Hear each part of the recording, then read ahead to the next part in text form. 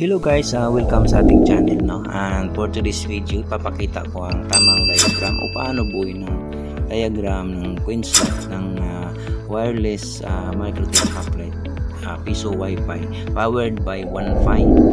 Sa ngayon pala R-Claim ang gagamitin ito, pero hindi to buong ipapakita ko guys. Papakita ko lang yung tamang connection ng mga wirings ng mga laman ng coin slot. Ito yung power up reset button, tapos nakakonect yan sa power supply dun sa baseboard.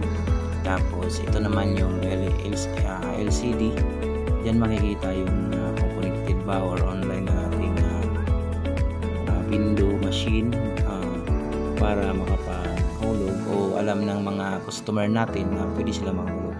Ito naman guys ang wire papunta naman dun sa coin slot. So ang ginagamit lang talaga, 4 ang wire ng coin slot pero 3 lang ginagamit dyan. Ito hindi ito ginagamit. So ang ginagamit natin dyan, yung nasa taas yung kulay pula, 12 volts yan.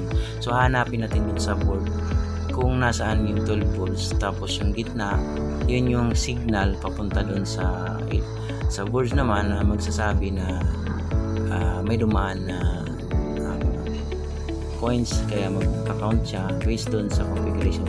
Sa sunod natin na video guys, no, sa tutorial is yung paano naman i-configure para makilala ni coin slot kung piso ang hinulog, kung 5 piso, 5 piso na bago, 5 piso na luma, 20 o 10. So dalawang klase ng 10, dalawang klase na natin 5 piso. So kailangan makonfigure natin ng tama yun para mabilang. So susubukan natin itong ginawa natin guys kung tama talaga yung wiring natin.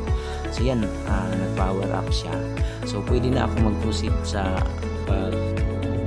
pwede sana ako mag-proceed ng calibration at configuration ng programming pala ng coin slot, no? Pero so this time kasi sabi ko lang yung wiring lang ang pinapakita natin, para sa sunod na video na natin ipapakita yung kabuuan kung paano naman mag-calibrate ng coin slot. Salamat sa panonood guys. Pa-like and subscribe naman sa mga bago dyan, sa hindi pa nakapag-subscribe.